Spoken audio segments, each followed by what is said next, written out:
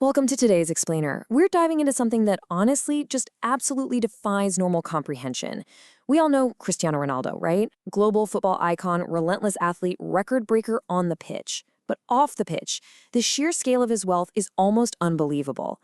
We aren't just talking about a rich celebrity here, we're talking about a walking economic force. We've dug through the data, the reports, and the highly specific purchases that define his lifestyle, and we put together this explainer to help you truly visualize what it actually means to live like CR7. Seriously, how do you actually spend money when you're one of the richest athletes in human history? It's a pretty fascinating problem to have. Today, we're going to examine not just the astronomical price tags attached to his life, but the incredible stories and the super specific tastes behind Ronaldo's most extravagant luxury purchases. Because this isn't just about buying expensive things, it's about buying the absolute rarest things in existence. To wrap our heads around this massive fortune, we're going to take a structured tour of his wealth. Number 1, unbelievable personal bling. Number 2, the ultimate supercar garage. Number 3, his global real estate empire. And finally, number 4, islands and unique mega investments. All right, let's kick things off with Section 1, Unbelievable Personal Bling, Redefining Everyday Accessories. We'll start relatively small, and I am using the word small very loosely here, with the things he wears and gifts. Take a second and just think about this number. $485,000. That is the near $500,000 cost of his Rolex GMT Master 2 Ice. You don't just pick this up at a local boutique. This timepiece is crafted from 18-karat white gold and is practically dripping, just completely covered in diamonds. You know, for most people, owning a standard luxury watch is a lifelong achievement. But CR7's Rolex? Definitely not standard. It's actually known globally as the most expensive Rolex model ever produced for the public.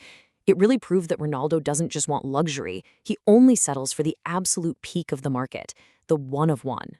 And he applies that exact same record-breaking standard to the gifts he buys. £615,000. That's what he dropped on a Cartier engagement ring for his partner, Georgina Rodriguez. At the time he bought it, that literally set the world record for the most expensive engagement ring ever given by a footballer. So the big question is, when you're gifting jewelry that expensive, where do you even store it?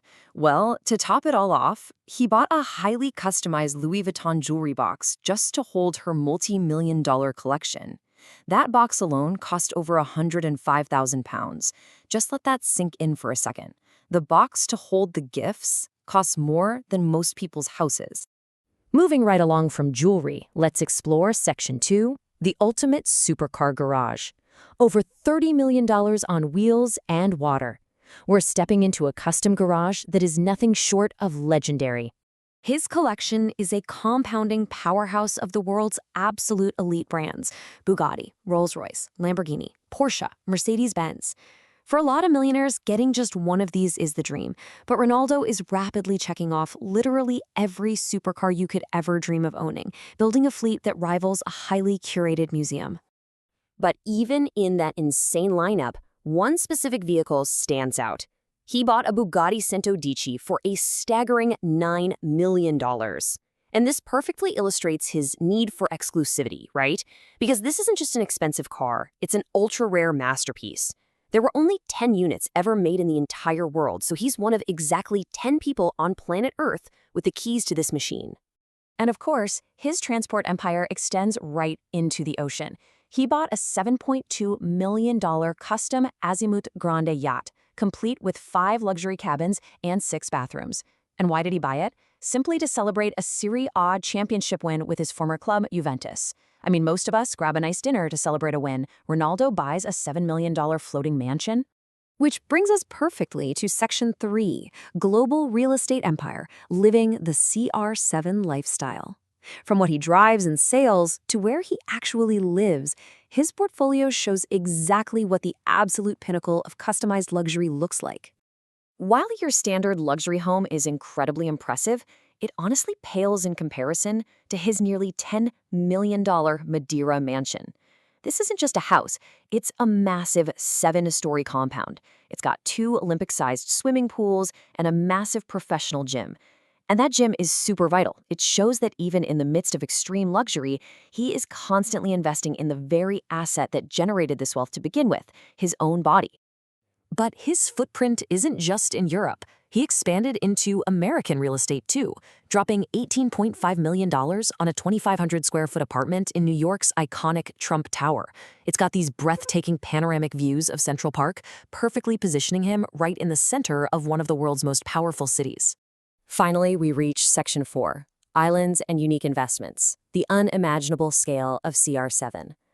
This is the level of wealth where you stop merely buying things and start buying entire islands and building multinational businesses.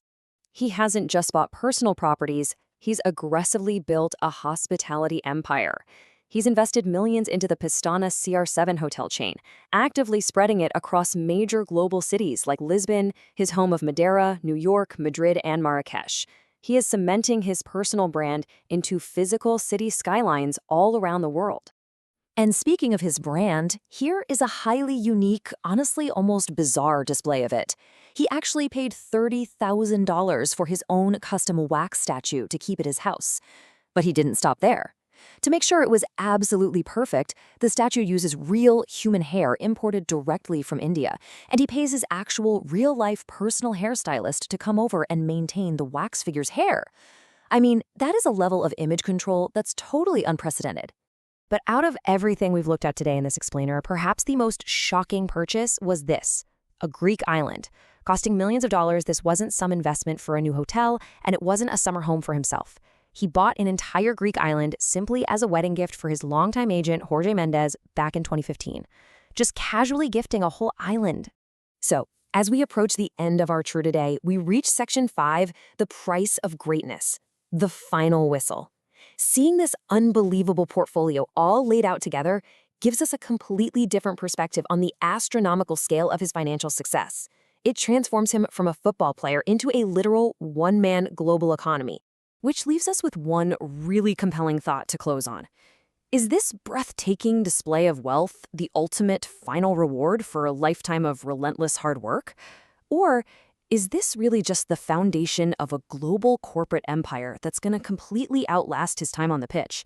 It's a fascinating thought to take with you. Thank you so much for joining me for this explainer, and keep questioning the incredible world around you.